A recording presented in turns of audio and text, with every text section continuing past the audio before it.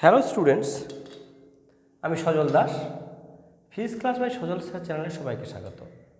আজ আমাদের আলোচনার বিষয় আলোর অপবর্তন বা ডিফ্রাকশন অফ লাইট। তো আলোর অপবর্তন এটা কি জানার আগে আমরা দেখব অপবর্তন মূলতটা কী। অপবর্তন মূলত তরঙ্গের একটা ধর্ম। যেমন আমরা আলোর প্রতিফলন দেখেছি, প্রতিফলন আলোর ক্ষেত্রে যেমন হয় শব্দের ক্ষেত্রেও ঘটে। আলোর প্রতিফলন, প্রতিসরণ, শব্দেরও প্রতিফলন প্রতিসরণ হয়। ব্যতিচার, শব্দেরও ব্যতিচার হয়, আলোর ব্যতিচার হয়। মানে এগুলো মূলত তরঙ্গের ধর্ম। তরঙ্গের আমরা কতগুলো ধর্ম দেখেছি, সেই ধর্মগুলো আমি একটু লিখে দিই। এক, প্রতিফলন, প্রতিফলন ঘটে। দুই, প্রতিসরণ,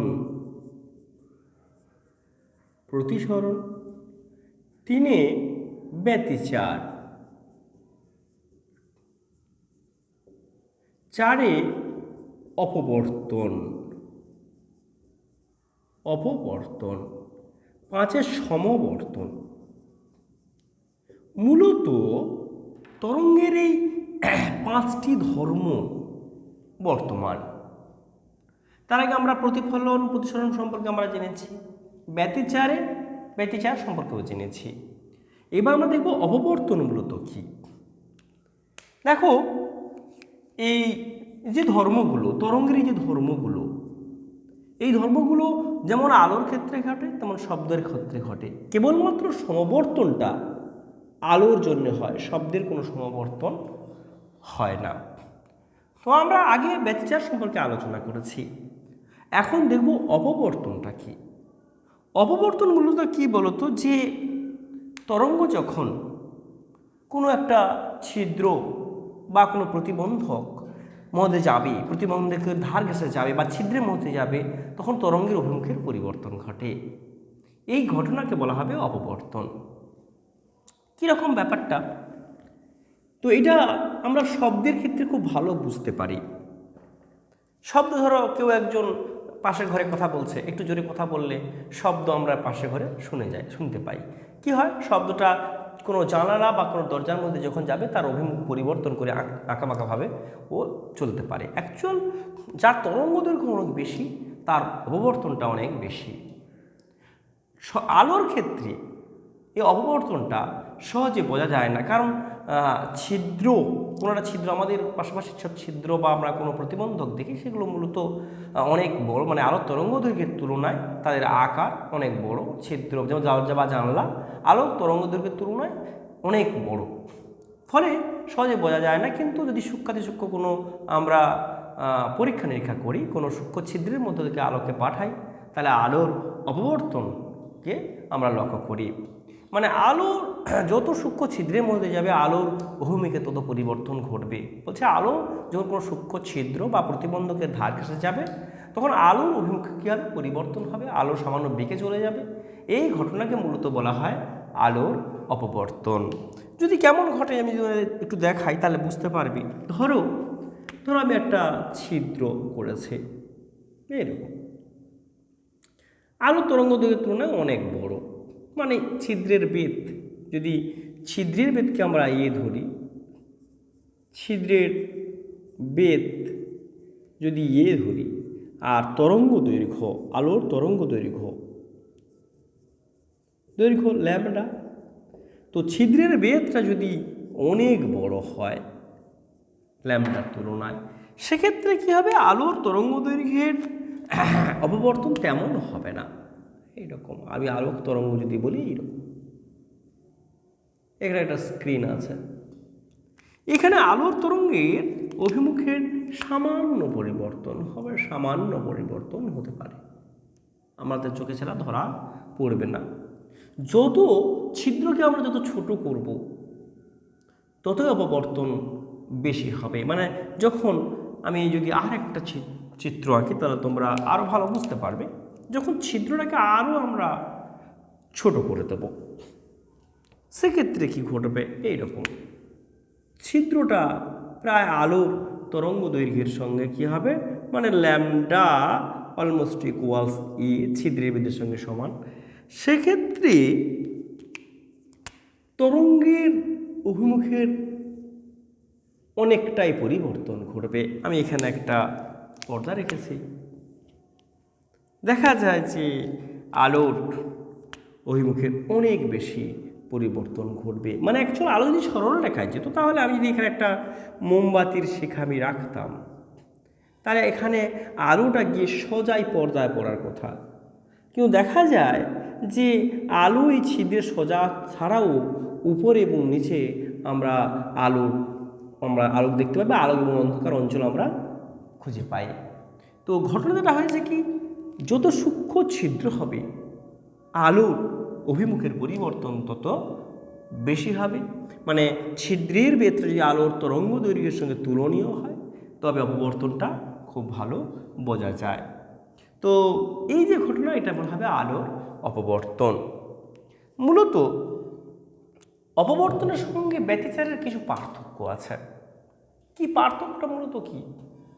মানে সাদৃশ্য যদি বলি আমি, তাহলে প্রথমে বলবো যে অপবর্তন ও আলোর তরঙ্গ ধর্মকে নির্দেশ করে, আবার ব্যতিচার ও তরঙ্গ ধর্মকে নির্দেশ করে। কিন্তু আমরা বৈসাদৃশ্য যদি বলি, তাহলে বলবো যে ব্যতিচার হতে গেলে অবশ্যই আলোর উৎসকে সুসংগত হতে হবে। সুসংগত মানে কোহেরেন্ট। কোহেরেন্ট হতে গেলে মূলত কি, কোহেরেন্ট আমরা আগেও শর্ত বলেছি। কোহেরেন্ট বা সুসংগত উৎস কি, যে উৎসগুলোর তরঙ্গ দৈর্ঘ্য সমান, বিস্তার সমান বা প্রায় সমান, তার কম্পাঙ্ক সমান, আর ফেজ ডিফারেন্স শূন্য অথবা ধ্রুবক থাকবে, এবং উৎস দুটিকে একবর্ণী আলো উৎস হতে হবে, তাহলে সেই দুটো উৎসকে হবে সুসংগত উৎস। তাহলে আমরা বুঝতে পারছি যে সুসংগত উৎসই কেবলমাত্র ব্যতিচার তৈরি করে। কিন্তু অপবর্তনের ক্ষেত্রে কী হতে হবে, একটা তরঙ্গমুখের উপর কোনো উৎস থেকে আলো উৎস, মানে একটা তরঙ্গমুখের কোনো বিন্দু উৎস থেকে নির্গত তরঙ্গ কী হয়েছে, অপবর্তন সৃষ্টি করতে পারে। তো আমরা দেখব যে অ্যাকচুয়াল অপবর্তনের দু ধরনের পরীক্ষা আছে, বিজ্ঞানী ফ্রেনেলের অপবর্তন আর ফ্রনহোফার অপবর্তন। অপবর্তন দুই প্রকার। অপবর্তনকে আমরা দুই ভাগে, মানে দুটো এক্সপেরিমেন্ট আছে। ফ্রেনেলের অপবর্তন, ফ্রেনেলের অপবর্তন, আর দুই হচ্ছে কি ফ্রনহোফার অপবর্তন। ফ্রনহোফার অপবর্তন। ফ্রেনেল অপবর্তনে কি হয়, ছিদ্র এবং প্রতিবন্ধক থেকে, ছিদ্র বা প্রতিবন্ধক থেকে আলোক উৎস পর্দা সসীমে থাকবে। মানে ফ্রেনেলে কী হবে, আলোক উৎস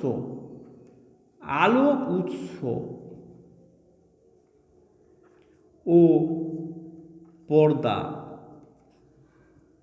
ছিদ্র বা প্রতিবন্ধক থেকে, বন্ধকের নিকটে থাকে, মানে সসীমে, সসীমে থাকবে, প্রতিবন্ধকের নিকটে থাকবে।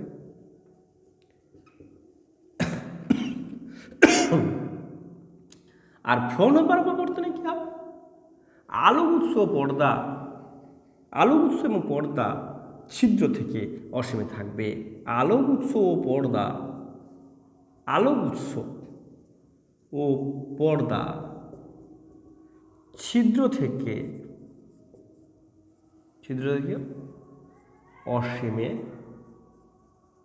থাকে। এটা দুটো ডিফারেন্স, একটা ফ্রেনেল অপবর্তন, একটা ফ্রনহোফার অপবর্তন। ফ্রেনেল অপবর্তনে কোনো সরু রেখাছিদ্র, সরু তার বা বৃত্তাকার কোনো সূক্ষ্ম বৃত্তাকার ছিদ্র ফ্রেনেল অপবর্তনের আমরা উদাহরণ দেবো। আর ফ্রনহোফার অপবর্তনের ক্ষেত্রে কোনো সূক্ষ্ম একক রেখাছিদ্র বা দ্বিরেখাছিদ্র হচ্ছে কি ফ্রনহোফার অপবর্তনের উদাহরণ, যুগ্ম রেখাছিদ্র। তো আমরা দেখব মূলত যে ফ্রনহোফার অপবর্তনের এক্সপেরিমেন্টটা আমরা দেখব মূলত কিভাবে হয়, সেটা আমরা একটুখানি দেখব। ফ্রনহোফার অপবর্তন।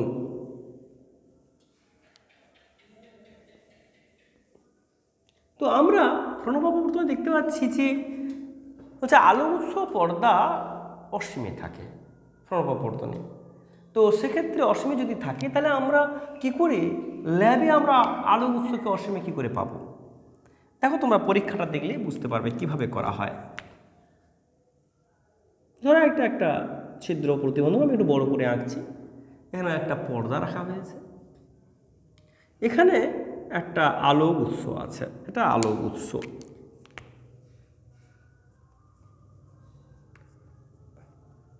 এটা আলোক উৎস।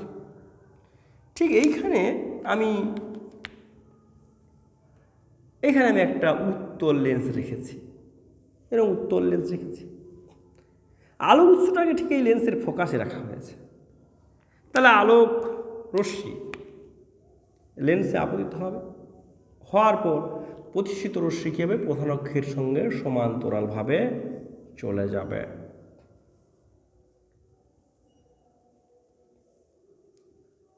তাহলে এগুলো কী হয়েছে, এটা সমান্তরাল হয়েছে, মানে এখানে যে তরঙ্গমুখটা তৈরি হবে সেটা একটা সমতল তরঙ্গমুখ। আর সমতল তরঙ্গমুখ মানে আলোক উৎসটা যেন অসীমে আছে এমন আচরণ করছে।